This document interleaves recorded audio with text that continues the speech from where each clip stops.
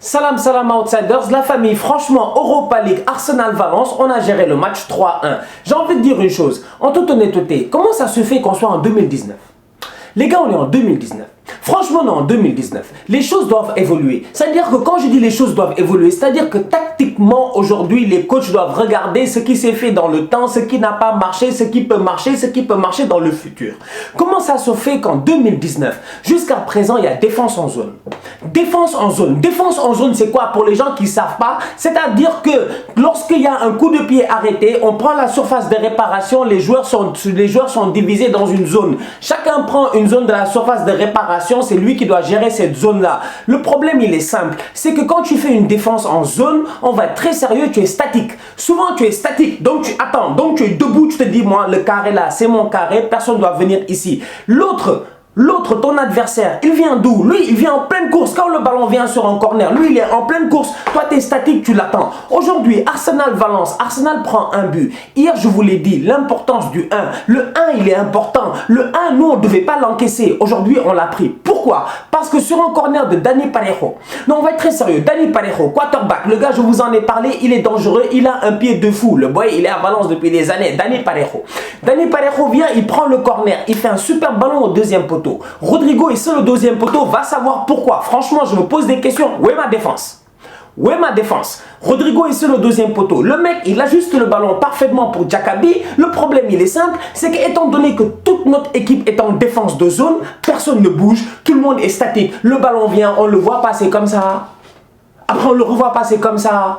Pour une tête de Diakabi, à un moment donné, il faut qu'on soit sérieux. Sincèrement, je ne comprends pas comment est-ce que dans un grand club comme Arsenal, jusqu'à présent, en 2019, on est capable aujourd'hui d'avoir une défense en zone sur des coups de pied arrêtés. En toute honnêteté, sincèrement, c'est pas sérieux. Le match au début, il s'annonçait compliqué. 1-0 rapidement, tu as peur. Tu te dis, oh là là, c'est Arsenal, on vient de sortir de 3 défaites d'affilée. Je vous l'ai dit la dernière fois. Wolverhampton, Ra, Crystal Palace, Ra, Leicester, Ra, Vardy, Ra, tout le monde nous a tapé. Même Schmeichel, il a fait des passes décisives face à nous. À un moment donné, cette équipe d'Arsenal là, en ce moment, elle est beaucoup trop fébrile. Cette équipe-là ne respire pas la confiance. Mais heureusement qu'il y a un mec qui est là, qui se donne à 100% depuis le début de la saison, à chaque match. C'est qui? Lacazette. Non, on va être très sérieux. Lacazette, il est chaud. Et j'ai envie de poser une question. Didier Deschamps. Parce que hier, on parlait de Joachim Löw. On demandait comment ça se fait que Joachim Löw, coach de l'Allemagne, jusqu'à présent, il ne peut pas mettre Marc-André Ter Stegen dans les buts. Il nous faut encore Manuel Neuer. Alors que Manuel Neuer en tant que tel, avec tout le respect que j'ai pour lui, lui le mec c'est une légende, etc.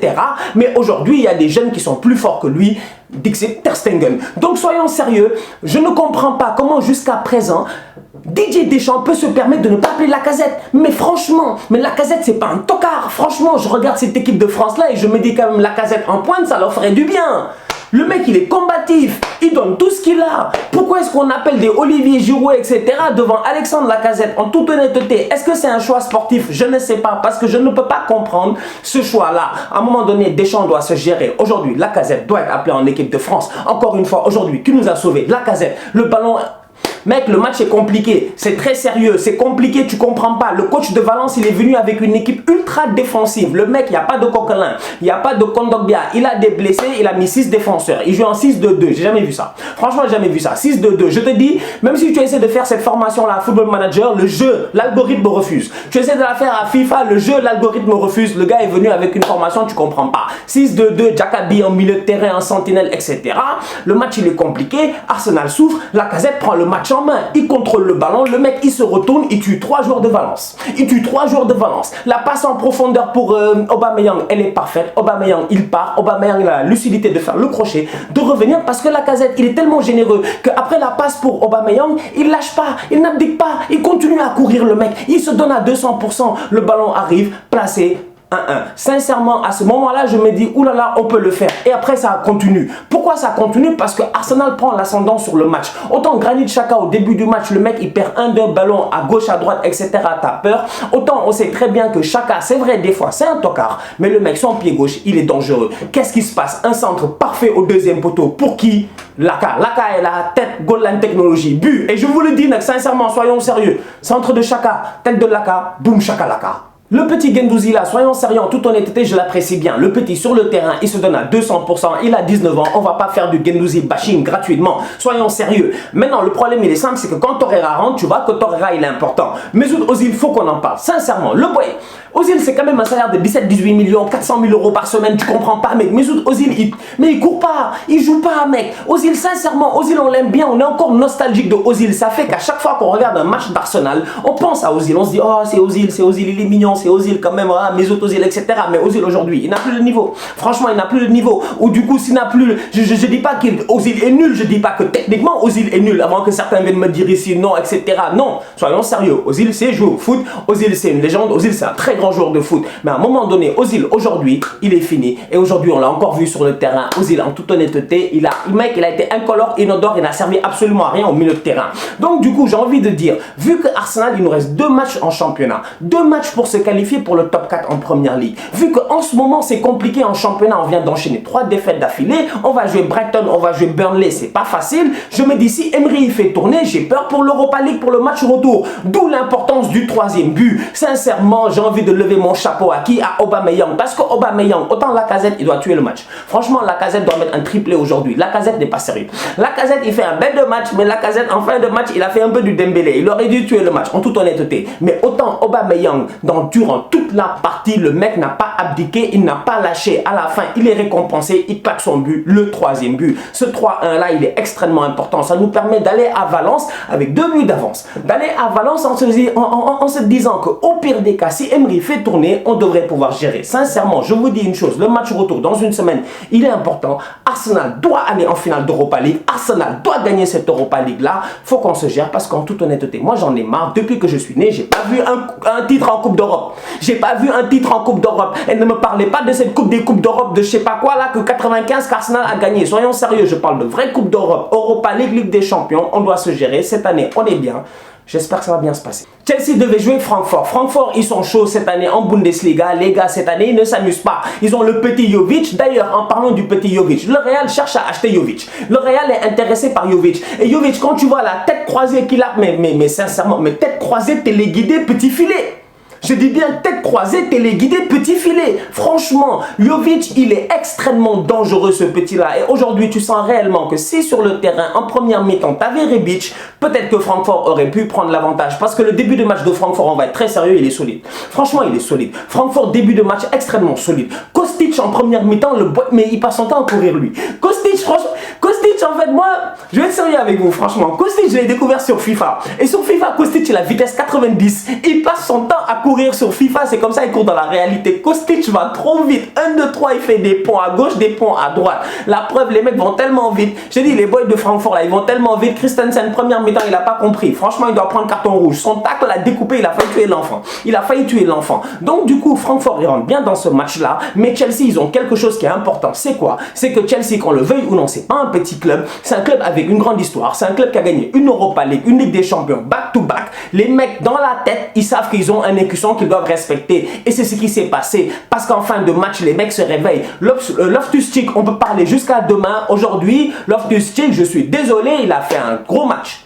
Il a fait un gros match. Autant Kovacic, il n'a jamais réussi à s'imposer. Autant Ross Barkley n'a jamais vraiment réussi à s'imposer. Autant mon petit Loftus-Cheek, en ce moment, en fin de saison, malheureusement, avec le petit Hudson-Odoi qui est blessé là, malheureusement, c'est dommage, sa saison s'est terminée, le petit Hudson-Odoi. Mais c'était deux gamins qui, en Europa League, sont en train de faire le taf. Aujourd'hui, Loftus-Cheek, il fait le taf encore une fois. Pedro vient finir. Du coup, cette équipe de Chelsea, là, en deuxième mi-temps, elle vient avec de meilleures intentions. Dès que Hazard rentre, ils ont de meilleures intentions. Et tu te dis, Chelsea peut aller chercher l'hold-up. Chelsea aurait dû gagner ce match-là. Chelsea, sincèrement, quand tu vois leur deuxième mi-temps, ils auraient pu aller gagner ce match-là. Malheureusement, ils n'ont pas réussi. Kevin Trapp n'a pas été nul. Sincèrement, aujourd'hui, il n'est pas si passé à la trappe. Donc, du coup, le match retour, il promet 1-1. Tout est possible pour le match retour. Autant Arsenal a 2 buts d'avance, autant Chelsea, ils vont devoir se gérer. Mais quand je vois cette équipe de Chelsea-là, avec la sérénité qu'ils ont plus ou moins, avec un Eden Hazard qui était même sur le banc en première mi-temps, et même malgré ça, ils ont réussi à s'en sortir avec le match nul, à mon humble avis, à Stamford Bridge, ils devraient gérer. Avant de finir le débrief, j'ai envie de parler de Lionel Messi. Lionel Messi, hier, il est venu, il a claqué son 600e. Hier, je suis venu, j'ai posé une question, j'ai demandé, les gens qui doutent de Messi là, pourquoi vous doutez de Messi? Qu'est-ce qui s'est passé dans votre vie? Est-ce que vous faites exprès? Franchement, qui vous a traumatisé, qui vous a frappé, qui vous a battu? Pourquoi vous doutez de Messi? Pourquoi on doute de Messi? Franchement, mec, le petit, il s'appelle Messi. Déjà, il s'appelle Messi. Franchement, réfléchissez bien à son nom. Il ne s'appelle pas Jean-Pierre, Jean-Pascal, je sais pas, François ou bien Claude, ou avec tout le respect que j'ai pour ces noms-là. Il s'appelle Messi. Franchement, déjà son nom, il est extraordinaire. Le mec, il claque son premier but un 1er mai. Non, soyez sérieux. Il claque son 500e but dans un classico au Santiago Bernabéu. Il nous fait une célébration que nous-mêmes, on n'a pas compris. Il vient, il claque son 600e but un 1er mai. Non, mais sincèrement, le 600e but, c'est un coup franc de 30 mètres plein lucarne en demi-finale de Ligue des Champions pour être sûr que tout le monde va s'en rappeler. Vous ne pensez pas que cet enfant-là, c'est Dieu qui le porte? Vous ne pensez pas que cet enfant-là, en fait, c'est une question de destin? Donc, du coup, les gens qui doutent de Messi, je ne comprends pas. Depuis ce matin, je lis les mêmes arguments à gauche et à droite. Ouais, vous vous extasiez autour de Messi, etc., etc. Mais il n'a jamais changé de championnat, blablabla bla, bla et tout. Mais pourquoi il va changer de championnat? En fait, depuis quand changer de championnat est devenu un critère? Si changer de championnat est devenu un critère, ceux qui considèrent Pelé comme étant une légende du foot, ils font exprès ou quoi? Soyons sérieux. Pelé n'a jamais joué autre part qu'en Amérique. Pelé n'a jamais joué autre part qu'en Amérique. Soyons très très sérieux. Maradona, peut-être que le gars, il a été drogué, etc.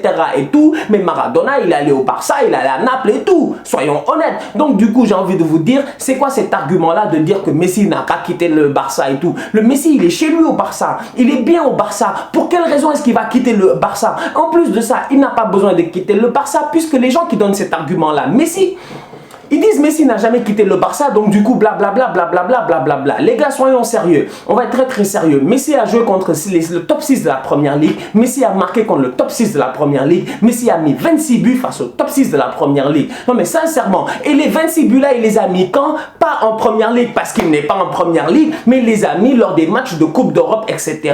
Ce qui montre que Lionel Messi, sur la meilleure plateforme au monde, dans les matchs les plus compliqués au monde, là où les Anglais, les Britanniques, ils arrivent avec toute leur armada, c'est là où le gars il réussit à claquer 26 buts face à eux. Donc soyons sérieux, sincèrement, les gens qui doutent de Messi, pourquoi vous doutez de Messi?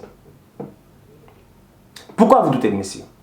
Pour quelle raison vous doutez de Messi? Non mais sincèrement, parce qu'il n'a pas gagné de titre avec l'Argentine, ça va venir, cet été il va gagner la Copa América. Non mais sincèrement, je comprends pas. J'ai dit le mec il sait jouer au foot, le gars il fait ce qu'il veut, quand il veut, comme il veut. J'ai dit Lionel Messi, c'est pas juste de la finition, Lionel Messi c'est de l'intelligence de jeu.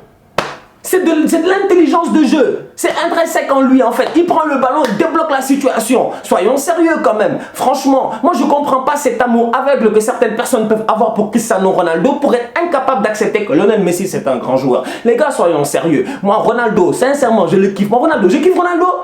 Je kiffe Ronaldo. Ronaldo, c'est un bandit. Franchement, je vous l'ai dit la dernière fois, Ronaldo, non seulement c'est une légende au niveau footballistiquement parlant, mais Ronaldo, son football n'est pas égal à celui de Lionel Messi. Son football n'est pas le même que celui de Lionel Messi. Ronaldo, oui, il a claqué 600 buts. Oui, c'est un grand buteur. Il n'y a rien à dire par rapport à cela. Mais Ronaldo, c'est pas Lionel Messi. Messi, il prend le ballon, il se passe un truc magique.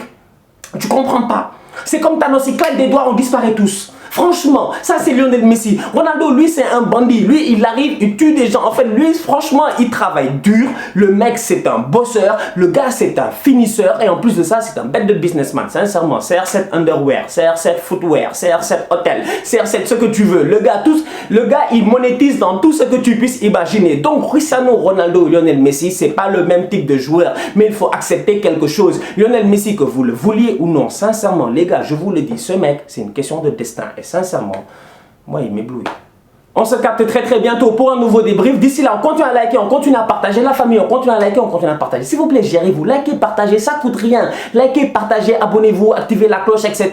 Moi, je comprends pas. Les gens sont là, je vois des commentaires. Non, Stan, tu avais disparu. J'ai pas disparu, tu n'as pas vu la notification d'hier. Il y a eu des briefs, mec. Gère-toi. D'ici là, tous outsiders, la famille.